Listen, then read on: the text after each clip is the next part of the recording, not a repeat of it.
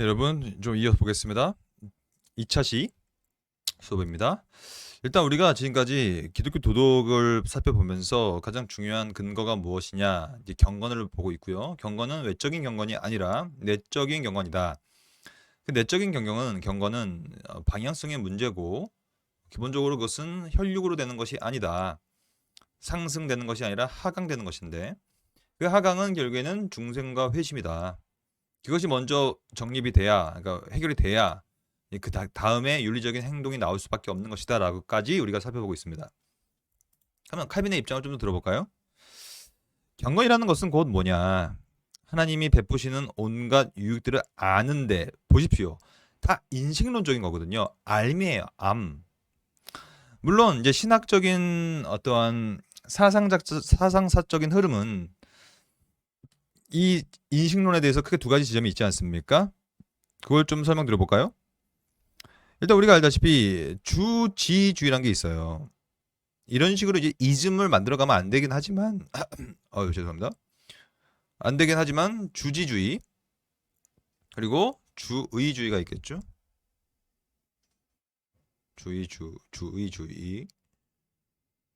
이 지는 이제 알미잖아요. 암이고, 그러니까 알미 우선이다. 의는 의지, 행동. 즉 knowledge가 문제냐, 먼저냐, will, 뭔가를 할 수 있는 의지가 중요하냐, 이 문제인데, 근데 저는 이 두 가지가 싸울 필요가 없다고 보는 게, 이 두 가지는요 함께 가야 합니다. 그게 맞는 거예요. 그래서 어떻게 가냐면, 하지만 시작은 있다고 봐요. 저는 이게 first cause가 돼야 돼요. 그러니까 먼저 알아야 돼요. 이게 신학에서는 이게 맞는 흐름이라고 저는 생각하거든요. 그러니까 하나님이 누군지 알아야, 그다음에 second cause라는 우리의 will, 우리의 의지가 발동되어서, 왜냐면 우리가 하나님이 베푸셨던 온갖 유익들을 알게 되면 그 다음에는 어떤 일이 벌어지냐면, 여기 나와 있는 것처럼 이거 소위 이제 지, 정, 의의 관계로 이제 풀 수밖에 없는 것이죠. 이게 가장 맞아요.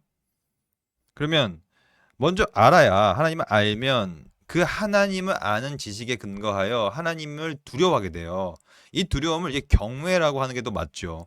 그러니까 하나님을 경외하게 되고, 경외하는 감정이 품어지게 되고, 동시에 경외와 동시에 그가 나를 위하여 하신 일을 알기 때문에 하나님을 향해서 나도 사랑하게 되는 것이고, 우리가 십계명 배웠잖아요. 이 하나님에 대한 사랑이 두 돌판의 원리에 의하여 이웃까지 사랑할 수 있는 원동력을 준다고 했잖아요.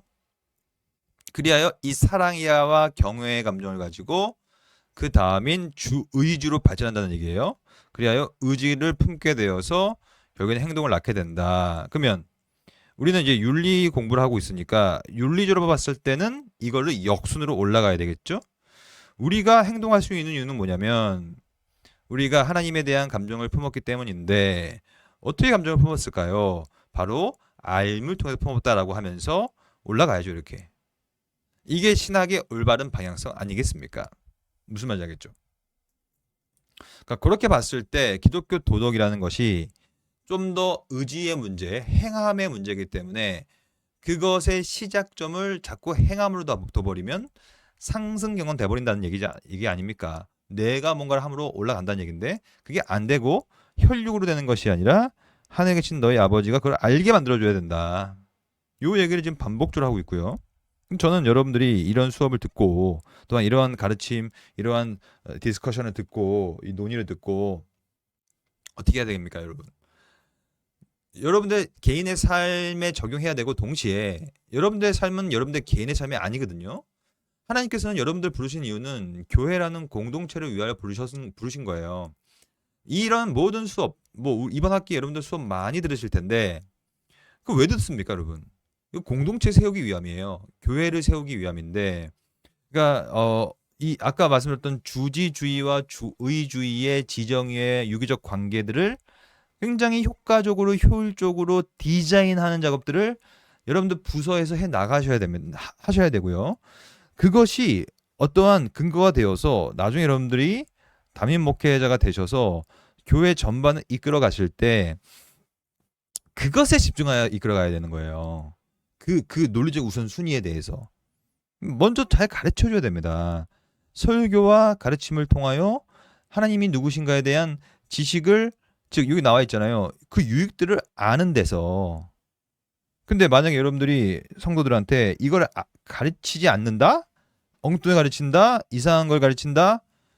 그래서 선생되지 말라는 거예요. 화가 임한다는 것이죠. 근데 칼빈의 입장을 더 들어보겠습니다.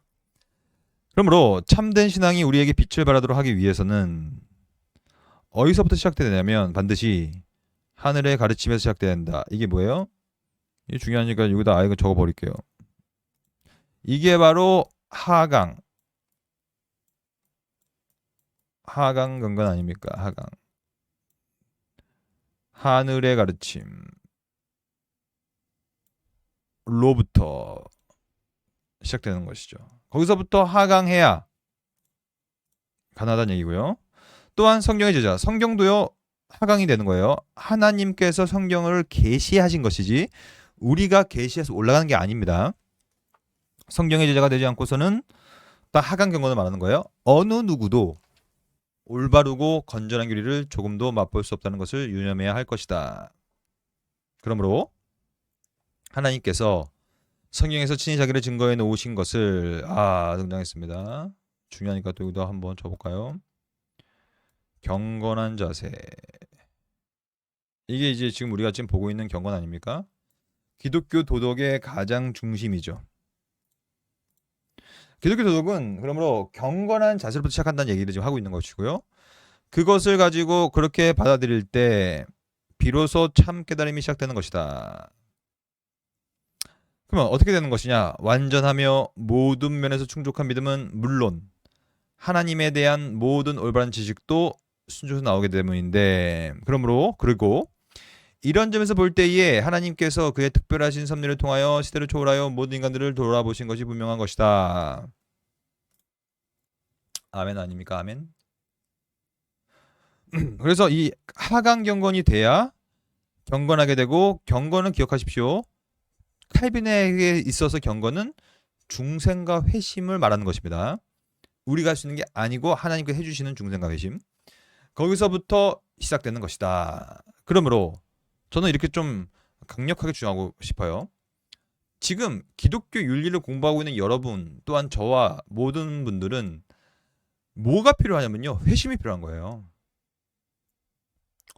회심은 유턴하는 것입니다. 이건 내가 할 수 있는 게 아니라는 얘기죠. 하나님께서 우리를 이렇게 컨버전을 해주셔야 그러니까 회심할 수 있는 이거 이제 다르게 말하면 개종이라고 하는데, 개종, 컨버전. 하지만 회심이 맞죠? 돌이켜야 우리가 기독교 도덕에 대한 바른 방향성을 취할 수가 있게 되기 때문에 필요하다는 얘기입니다. 칼빈은 이것을 이렇게 말해요. 사도는 빌립보의 교인들에게 너희 안에서 착한 일을 시작하신 이 착한 일이 구원이거든요. 구원을 시작하신 이가 그리스도 예수의 날까지 이루실 줄을 우리는 확신하노라. 이게 뭐예요? 황금사슬 아닙니까? 제가 그 11월 초에 저 대구 계명대학교 동산의료원인가요? 거기에 교직원 수양회 강사로 가거든요. 근데 이제 설교를 4번 해야 되는데 제가 이번에 어젠가 그저께인가 주제를 정해서 보내드렸어요. 뭘로 할 거냐면 오늘 요 칼빈의 입장과 또 이 빌립보서의 입장과 똑같은 표현들을 이 개념들을 가지고 제가 설교할 예정이거든요. 이게 뭐냐면 주제가 총 주제를 이거 잘못 썼어요. 총 주제를 뭐라고 정했냐면 구원의 황금사슬. 누가 떠오릅니까? 윌리엄 펌킨스. 윌리엄 펌킨스라는 천교도가 있죠. 천교도께서 유명한 골든 체인 오브 셀베이션이란 유명한 개념. 이게 뭐냐면 딱 요 내용이에요. 너희 안에서 착한 일을 시작하신 이가 그리스도 예수의 날까지 이루실 줄을 우리는 확신하노라. 즉 너희 안에서 착한 일을 그러니까 시작하신 이는 누구냐면 성부인데, 그게 언제 이루시게 선택하냐면 선택부터 시작됩니다. 그러니까 이 기독교 도덕의 시작점은 선택이에요. 선택을 받아야 기독교 도덕을 할 수 있는 것입니다. 이거는 어쩔 수 없어요. 이거는 인간적으로 봤을 때는 이게 불공평해 보일 수 있는데, 하지만 뭐 그걸 다 이제 할 수가 없는 것이죠. 그래서 이 선택 개념, 요 선택 개념 자체, 지금 제가 이거, 오케이. 잠시만요.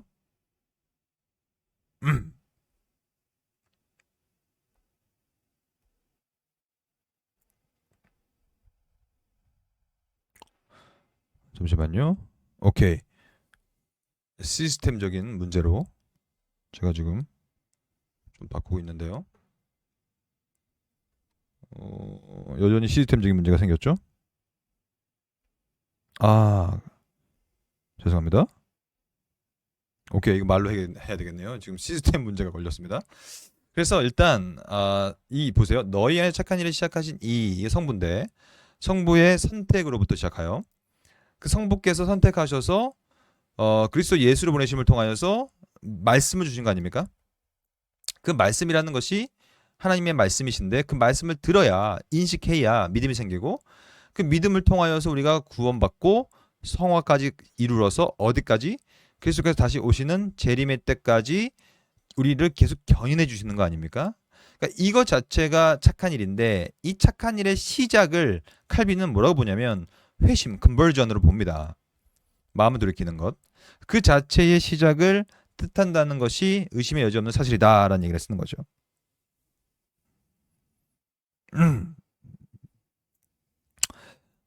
그래서 이 자체의 시작을 말하면서 여기다가 이제 주체가 누군지를 정확히 말하고 있는데 이게 기독교 도덕, 오늘 주제인 아주 중요한 내용이 잘 들어보십시오. 기독교 도덕을 제가 자꾸 경건 얘기하고 있고 하강 경건 얘기하고 있지 않습니까? 혈육으로 되는 것이 아니라 하나님의 말씀과 하나님으로 되는 것이다. 그러므로 칼빈은 의도적으로 이 주어를 하나님으로 두고 있거든요. 그래서 하나님께서는 이 시작하신 성부 하나님께서는 우리 마음속에서 의를 향한 사랑과 아까 우리가 배웠죠? 바로 요 내용 경건의 방향성을 설정하심으로 요 내용 유익을 알기 때문에 하나님을 알게 되고 그에 대한 감정을 느끼게 되는 것 그 감정을 가지고 불러 일으키는 거예요. 그리고 이건 내가 하는 게 아니라는 얘기입니다, 여러분. 여기서 중요한 가르침이 등장했죠? 여러분 감정 고양시키지 마십시오. 목회하실 때 제일 저급한 겁니다. 그게 설교 때 울어보세요, 여러분. 설교할 때. 그러면요 나이 지긋한 권사님들도 따라 웁니다. 왜냐면 앞에서 젊은 목사가 막 흐느끼고 울고 있는데 그 뭉클하지 않겠어요? 울고 그럼 그 권사님이 예배 다 끝나고 오셔가지고 아이고 목사님 은혜 많이 받았습니다. 눈물 많이 나왔어요. 여러분 눈물 많이 나온 게 은혜 많이 받은 겁니까? 그거요 인지상정 아니에요? 사람이 앞에서 울면 같이 우는 거 아닙니까? 저는 개인적으로 그래서 설교단에서 울면 안 된다고 생각해요. 왜냐면 헛된 인간적인 욕망과 열정을 불러일으키는 행위 아닙니까? 그거는 혈육으로 인한 거잖아요. 하나님이 하셔야죠. 아니 좀 더 정확히 말하자면 우리의 마음을 돌이키시고 회심이죠. 훈련시키시고 견인과 성화죠. 인도하셔서 견인이죠. 의를 향하도록 칭이죠. 의롭다고 인정받는 방향으로 계속 우리를 이끌어 가심을 통하여 우리 속에서 착한 일을 시작하시죠. 내가 합니까? 아니죠. 더 나아가서는 어떻게 합니까? 끝까지. 여기서는 주어가 바뀌지 않아요. 계속. 끝까지 우리를 하나님께서 끝까지 우리를 인내하도록 우리를 확정 지으심으로써 견인이죠. 이 확정은 처음 시작인 선택. 착한 일을 시작하신 그 선택의 확정이죠. 마지막 영화까지 그 일을 황금사슬로서 완성시키는 단계. 이게 다 뭡니까? 이것을 다른 말로 하면 우리 삶 속에서 기독교적인 도덕과 기독교적인 윤리적인 삶을 살 수 있게끔 이렇게 만든다는 얘기 아닙니까? 이것을 누가 합니까? 처음은 내가 하는 것이 아니죠. 잘 기억하십시오. 처음은 내가 하는 게 아니에요. 기독교 도덕도 마찬가지입니다. 하지만 처음을 해주시면 그 다음부터는 저와 여러분들이 적극적으로 능동적으로 해야 됩니다. 그것을 하지 않으면 그리스도께서는 길을 가다가 열매를 맺지 않는 무화과나무를 향하여 저주하시죠. 그러므로 헤르만 바벤케도 그렇고 제가 썼던 박사 논문도 그렇고 전부 다 이런 내용들이에요. 시작점은 수동적인 것이다. 우리가 받는 것이다. 하지만 받고 나서는 능동적인 것이다. 능동적으로 윤리적 삶을 살아야 된다는 얘기죠. 하지만 여전히 주체와 주어는 하나님이에요. 여러분과 제가 아니란 얘기죠. 굉장히 중요하고 기독교적 윤리관과 기독교적 구원관에서 핵심적인 내용들을 지금 제가 말씀드리고 있고요. 그리고 이런 내용들은 여러분들이 평생 잊지 말고 붙잡아야 되는 구원의 진리입니다. 그러므로 오늘 주제인 기독교 도덕을 위해서 우리는 어떻게 해야 되는가? 결론은 그리스도인이 돼야 되죠. 이게 정말 중요한 핵심이죠. 딴 거 없어요. 가장 중요한 거는 그리스도인이 돼야 돼요. 그러면 그리스도인은 어떻게 되는가? 내가 처음에 할 수 있는 건 없어요. 하지만 말씀의 자리로 나갈 수는 있겠죠, 우리가. 왜냐하면 말씀을 들어야 인식하여 그리스도를 믿는 믿음이 생기기 때문에. 그래서 여러분들 가운데서 제가 좀 이제 조심스러운 말씀 하나 드릴게요. 저는 솔직히 목사님들을 봐도 저도 마찬가지예요. 모든 목사가 다 회심했다고 생각하지 않습니다. 회심하지 않은 목사가 설교함을 통하여서 교회가 망가지는 거거든요. 신학도 마찬가지입니다. 신학을 공부하는 여러분 신학생들도 모두 다 회심하고 중생했다고 저는 생각하지 않아요. 모르죠. 전 누가 됐는지 안 됐는지. 하지만 그렇지 않은 사람도 저는 있다고 생각해요. 하나님만이 아시겠죠. 그러므로 신학교에서도 여전히 복음이 선포돼야 됩니다. 왜냐하면 그들도 복음을 들어서 그 복음의 능력을 통하여서 그리스도인이 되는 거기 때문에. 그래서 우리는 기본적으로 사람을 대할 때 물론 평소에 그런 식으로 티를 내면 안 되겠지만 특히 복음을 선포하는 강단에서는 또한 하나님의 진리를 선포하는 교단에서는 모든 사람을 중생자가 아닌 유기자로 인식해서 전하는 것이 더 중요하다고 봐요. 그래야 모르지만 이 사람이 선택되는 유기되는지 모르지만 이 사람을 유기자로서 가정하고 시작하면요. 강력하게 복음이 나갈 수밖에 없어요. 왜냐하면 이 사람이 복음을 들어야 되기 때문에. 그러니까 기독교 도덕도 마찬가지예요. 기독교 도덕은 자꾸 낙관주의적으로 계몽주의형으로 뭔가를 하라는 식으로 상승형으로 가버리면 사실 하라고 하는 도덕 설교에 그쳐버려요. 이렇게 하십시오. 사십시오. 유리적 삶을 사십시오. 이런 유리적 사안에 대해서 이렇게 행동하십시오. 하지만 그 사람이 선택받지 못하고 구원받지 못했다면 그것이 무슨 유익이 있겠습니까? 오히려 반대죠. 오히려 우리는 먼저 복음을 전하고 하나님이 누군지를 먼저 가르쳐주고 그리스도의 말씀과 진리의 말씀들을 먼저 전함을 통하여서 그들이 중생된다면 나무가 그들의 열매를 알리라고 하는 것처럼 결국에는 나무가 잘 되면 열매가 맺혀지는 것이기 때문에 거기서 기독교 윤리의 도덕의 궁극적인 시작점을 찾는 거거든요. 저는 여러분들도 마찬가지고 저도 그렇고요. 여러분들이 사역하고 있는 교회의 부서들 속에서도 여러분들이 맡은 영혼들의 어떠한 기독교인이 그리스도인으로 만드는 것이 더 중요하다는 사실을 기억하고 무엇보다도 여러분들 스스로 먼저 내가 그리스도인인가 점검하는 것이 훨씬 100번, 1000번 중요하다고 저는 생각합니다. 그럼 우리의 논의로 한번 다시 돌아가서 그럼 오늘 우리의 중심 주제가 바로 이 기독교 도덕과 그러니까 그리스도인과 비그리스도인들이 과연 기본적인 도덕 관념을 서로 공유하고 있음에도 불구하고 다른가 같은가에 대한 것이 오늘 우리의 주제 아닙니까? 결론은 같은 것을 공유하고 있지만 그건 분명하지만 그럼에도 불구하고 엄청난 차이가 있는데 여전히 그리스도인들이 아닌 불신자들은 마음의 법, 하지만 이 마음의 법은 죄의 엄청난 습관 또한 죄의 엄청난 파급력에 의하여서 왜곡되고 완전하게 망가져버린 마음의 법을 따르기 때문에 문제인 것이고 그렇기 때문에 우리 여러분과 저들은 진리의 말씀과 하나님의 말씀과 그리스도를 따르는 그리스도인으로서 바른 질서를 가진 채 이건 내가 하는 게 아니라 하강이 되는 차원의 은혜가 나눠지는 것 그런 차원에서 다른 것이다 라고 결론을 지으면 좋을 것 같습니다. 그럼 지금부터는 남은 한 20분 정도 시간 동안에 그럼 이러한 비기독교 도덕과는 확실히 다른 기독교 도덕이 어디에서 펼쳐져야 되는가에 대한 기독교적 도덕의 범주, 범위 혹은 그 장에 대한 논의를 좀 해보도록 하겠습니다. 그것을 하기 전에 이제 그러면 과연 이 장을 펼쳐나가는 이 주체가 어떤 식의 원리를 가져야 되는가에 대해서 다음화 입장을 좀 들어볼까요? 첫째, 그리스도인이 존경할 만하게 행동하고 있다는 사실을 이방인이 마음 중심으로 고백하도록 해야 한다. 이게 이제 우리가 봤던 구별과 영향력의 문제죠. 여러분들이 아마 이런 고민이 들 텐데, 왜 내 삶은 구별이 안 되고 영향력이 없을까라는 고민을 할 수 있을 거라 생각해요. 그 원인은 뭔지 아십니까? 그 원인은 히브리서 11장에 잘 드러나 있어요. 결론은 우리가 믿음이 약하기 때문에 그래요.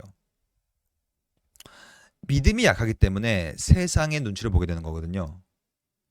그래서 이 히브리서 11장을 읽어보면요, 세상 눈치 안 보고 믿음만 가지고 사는 사람들이 있거든요. 그래서 그들은 어떻게 말하고 있냐면, 제가 히브리서 11장을 한번 말 나온 김에 한번 살펴볼까요? 딱 이 히브리서 11장이 이 다음화가 하는 말들을 지금 해주고 있는 거거든요.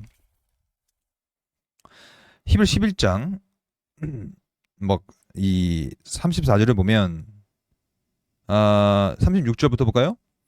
또 어떤 이들이 35절부터 볼게요. 후반부부터 심한 고문을 받되 구차히 풀려나기를 원하지 아니에요. 믿음이 있는 자들. 그러니까 세상이 가는 가치관과 반대로 간다는 얘기예요. 아무리 심하게 고문을 받아도 구차히 풀려나기를 원하지 않았으며 36절 또 어떤 이들은 믿음 있는 자들인데 조롱을 받아도 채찍질 뿐만이 아니라 결박과 옥에 갇히는 시련도 받았다. 47절 돌로 치는 것, 톱으로 켜는 것, 시험과 칼로 죽임을 당합니다. 또한 양과 염소의 가죽을 입고 유리합니다. 궁핍과 환난과 학대를 받아요. 그러니까 이거는 세상의 가치관과 반대 아닙니까? 그러니까 세상의 눈치를 보지 않고 살아가는 사람들은 그럼 어떤 사람들이냐? 제가 정말 좋아하는 성경 구절이에요. 38절. 이런 사람은 세상이 감당하지 못하느니라. 그들이 광야와 산과 동굴과 토굴에 유리하였느니라. 39절. 이 사람들은 다 어떻게 이렇게 한 사람들이냐? 다 믿음으로 말미암아 증거를 받았다. 이게 핵심 아닙니까? 그리스도인은 신자라고 했죠. 신자들은 다른 가치관, 즉 믿음이에요. 믿음을 갖고 살아가기 때문에 그것을 가지고 삶의 질서를 갖고 있기 때문에 세상의 눈치를 보지 않으므로 세상이 그들을 감당할 수 없는 거예요.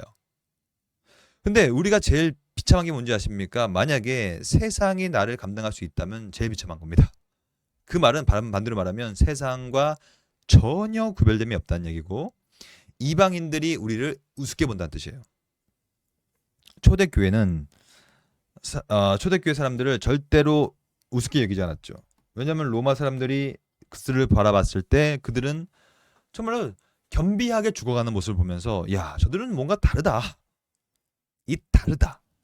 구별. 아까 이 말이 나온 김에 이거 볼까요? 저는 이거 달라요. 구별돼요. 다르기 때문에 영향력을 미치죠. 이게 기독교 도덕이에요. 딴 거 없어요. 이거 되는 거는 그리스도인이 돼야 돼요. 오늘 우리 주제 아닙니까? 둘째, 그리스도인의 행위는 주변의 다른 사람들과 구별될 뿐만이 아니라 눈에 띄어야 된다. 또 나왔죠. 구별. 하나님께서 이스라엘 백성에게 율법을 주신 이유가 뭡니까? 하나 이유밖에 없어요. 구별되라. 이방 족속이 살아가고 있는 삶의 가치관과 구별된 삶을 살아라. 이게 하나님의 법칙이다. 근데 이제 여기서 중요한 지점은 많은 그리스도인들이 안타깝게도 이 구별의 이 내용을 자꾸 교회에서만 하려고 하는 게 문제입니다. 교회에서 예배드리는 모습을 보십시오. 이렇게 손 들고 찬양하고 있죠. 만약에 이 예배 장소에 연쇄살인마가 와서 앉아있다고 생각해 보십시오. 존속 살해했고 영유아 살해도 했고 막 온갖 나쁜 짓 더러운 짓은 다 한 범죄자가 한 40년 동안 교도소에서 살고 이제 출소하여 나왔다고 생각해 보십시오. 근데 이제 그 사람이 이제 맨 앞에 앉아요. 그래서 막 눈물 뿌려 찬양합니다. 설교자가 설교하면 막 아멘 막 눈물 뿌리고 회개합니다. 그렇게 딱 보면요, 그 사람이 누군지 모르는 사람이 딱 봤을 때 그 사람이 어떻게 보입니까? 대단히 구별된 사람으로 보이죠. 대단히 거룩해 보이고요, 충만해 보이고요, 신적으로 충만한 사람으로 보입니다. 그렇게 내비쳐요. 근데 이게 맹점인 것이죠. 기독교 도덕은 교회 내에서 하는 게 아닙니다. 많은 사람들이 그걸 오해해요. 그러니까 교회 내에서는요, 사실 다 거룩해 보이고 다 은혜 받은 것처럼 보이고 그렇지 않습니까?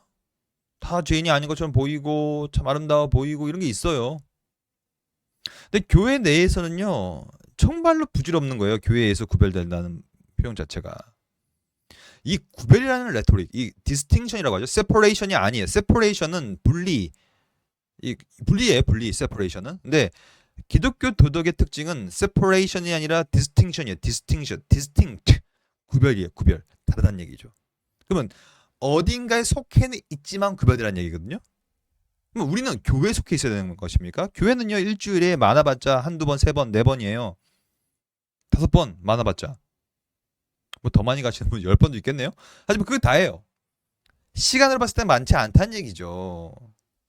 구별의 장소는요, 기독교적 도덕이 일어날 수 있는 장소는, 그래야만 되는 장소는 교회가 아니라 어딥니까? 세상이에요. 왜냐면 세상 속에 더 많이 살아가는 거기 때문에 그렇습니다. 이 세상이 어두운 거기 때문에 그렇습니다. 이 세상이 바로 이 어두운 빛이 없는 곳이며, 그래서 여기서 구별하라는 얘기예요. 자꾸 교회에서 하지 말고. 그러니까 교회에서 막 어떤, 제가 아는 어떤 권사님이 계신데, 예전 제가 어릴 때 다녔던 교회, 그 권사님이요, 진짜 교회에 거의 살아요. 그리고 교회에서 기도를 하실 때마다 진짜 눈물 뿌리고 회개 기도 엄청 합니다. 근데 제가 그 권사님 보면서 너무 안타까웠던 게 뭐냐면, 그렇게 기도를 많이 하시고 딱 기도 다 끝나고 나오셔서 교회 마당에서 만나는 그 사람한테 말로 쏘아붙이는데 막 빗으로 꽂아버려요. 왜냐면 그러니까 말 한마디를 해도요, 되게 사람 마음을 막 후벼 파게 말하는 사람 있잖아요. 그러면 그게 무슨 필요가 있어요, 그 기도가. 그렇게 기도를 많이 하는 권사님 교회 내에서는요, 되게 거룩해 보이는 건 맞아요. 하지만요, 나와서 잘해야죠. 나와서 교회 밖에서. 제가 이거 실제로 있었던 일인데요. 제가 예전에 어떤 교회에서 그 뭐죠? 굉장히 이제 제가 이제 집회를 인도했는데, 그러니까 이 집회 다 마치고 교회 주차장에 제 차를 빼려 나왔어요. 근데 근데 그 이제 그 집회 강의가, 그 설교가 이제 뭐 더불어 살고 뭐 사랑하라 이런 내용이었는데, 되게 은혜를 많이 받으셨고 다들 되게 좋았거든요, 분위기가. 근데 다 마치고 나와서 제 차를 빼려고 딱 주차장에 나갔는데, 거기서 저 한 구석에서 주차장에서 누가 싸우고 있는 거예요. 왜 싸웠냐면, 이게 이제 교인들인데 서로 차를 빼다가 이렇게 살짝 긁었나 봐요. 근데 그거를 또 못 참으시고 막 누가 화를 내셨고 막 그렇게 싸우는 것 같더라고요. 그러니까 이거 자세하게 보십시오. 서로 사랑하라는 메시지를 듣고 이 어떤 감격적으로 은혜를 받고 나오셔가지고 그거 좀 긁었다고 싸우고 있는 모습들. 그러니까 이 세상 속에서, 이 어두운 세상 속에서 어떻게 살아갈 것인가가 중요하지, 기독교 도덕은 교회 내에서는 다 그렇게 보이니까요. 썩어 있는 곳에서 어떻게 유지시킬 것이냐, 생명을. 이게 구별인 거예요. 그러니까 기독교 도덕의 기본적인 방향성은 교회가 아닌 세상 속입니다. 근데요, 여기서 제가 인간의 더럽고도 안타깝고도 비참한 습성을 하나 알려드릴까요? 어, 사실 세상 속에서도요, 거룩한 척 할 수 있습니다. 왜냐하면 사람은 쉽게 속기 때문에 그래요. 사람 속이건 쉽거든요. 겉모습만 잘 치장하면 속아요. 그래서 세상 속에서도, 직장 속에서도, 친구들 가운데서도 거룩한 척, 나는 장로인 척, 집사인 척, 목사인 척 살아갈 수 있습니다. 근데 사실은 진짜로 속일 수 없는 것이 어딘지 아십니까? 가정입니다. 그러니까 저는 이 세상 안에 가정이 있잖아요. 저는 그래서 진짜 기독교적 도덕은 가정에서 벌어지는 것이다. 가정은 왜 그러냐면 세상은요 여전히 갑옷을 입고 살아가는 곳이에요. 우리가 갑옷을 입고 그런 척 내가 신자인 척 살아갑니다. 내 가정에 들어가면요 이 갑옷이 벗겨지는 공간이거든요. 그러니까 나의 본 모습이 드러나죠. 그게 가정이거든요. 그럼 가정에 들어가가지고 그러니까 저는 진짜가 뭐냐면 그 가족은 서로를 잘 알거든요. 본 모습을. 저는 이렇게 생각해요. 진짜는 내 아내 혹은 내 남편이 나를 어떻게 생각하느냐 이게 진짜예요. 왜냐면 부부는 진짜 약점과 강점을 제일 잘 아는 사람들이거든요. 그래서 내 남편이 목사고 신학생이고 또 내 남자친구가 전도사인데 잘 아니까 그 내 남자친구, 내 여자친구, 내 남편, 내 아내가 나의 중생과 나의 경건을 어떻게 평가하고 있는지가 진짜입니다. 왜냐면 갑옷이 벗겨진 상태로 살아가기 때문에. 그리고 동시에 내 자녀들이 나를 어떻게 평가하느냐. 진짜 이게 핵심이에요. 왜냐면 내 본 모습이 드러나는 거니까요. 가정 내에서. 근데요. 여기서 진짜 인간의 엄청난 이 뭐라 그럴까요? 어 교무여함? 인간의 이 얍삽함 전문 용어로 이런 표현들을 제가 쓰는 이유는 어떤 사람들은요 부부 생활 40년 50년 해도 평생 속이고 산대요. 거룩한 척 그렇게 산대요. 인간이 그렇대요. 그러니까 진짜 끝까지 자기 본 모습을 안 보여주고 사는 것. 그렇게 따지면요 가정 내에서도 숨기고 살기 때문에 본 모습이 드러나지 않습니다. 그러면 결론은 누구 앞에서 어디서 일어나는 겁니까? 도덕의 작은 저는 진짜 기독교 도덕은요 그러므로 교회는 당연히 아니고요 세상도 부족하고요 가정도 부족해요. 진짜 기독교 도덕은 하나님 앞에서 하는 것입니다. 저는요 많은 성경 구절 중에 정말로 무서워하는 게 하나 있는데 뭐냐면 사무엘상에 나오죠. 하나님은 외모를 취하지 않고 중심을 보시느니라. 너무 무섭지 않습니까? 그러니까 인간은 외모로 다 속일 수 있어요. 거룩한 척. 근데 절대 안 속는 거예요. 하나님은. 그러니까 우리가 경건한 척하는 거, 중생한 척, 회심한 척, 신학 공부 잘하고 있는 척, 뭐 이런 거 있잖아요. 절대 속지 않죠. 왜냐 하나님은 완벽하게 우리 중심을 보시니까. 진짜 무서운 것이거든요. 그래서 코람데오라는 이 개념이요. 진짜 무서운 거예요. 기독교적 장은요. 경건의 장은요. 그러므로 저는 이렇게 생각해요. 아무도 나를 보고 있지 않을 때. 그 누구도 없을 때. 나 혼자만 있을 때. 그때 내가 무슨 생각을 하고 있느냐. 그게 진짜입니다. 아무도 나를 보고 있지 않을 때 내가 하고 있는 행동. 그게 진짜입니다. 그게 기독교 도덕이에요. 다른 게 아니에요. 그게 진짜 자신의 자연인의 모습 그 자체니까. 그게 코람도라는 얘기예요. 근데 저는 여기서 마지막으로 초대교회를 좀 보려고 하거든요. 초대교회 사람들이 바로 그런 사람을 살았어요. 아무도 나를 보고 있지 않을 때 그들은 산 거예요. 경건의 삶을. 기독교적인 도덕을. 유명한 편지가 있죠. 디오게네투스의 편지인데요. 이게 아주 유명한 패세지인데 이거 정말로 여러분 보시면 정말 좋을 것 같아요. 그들은 이건 초대교회 사람들이에요.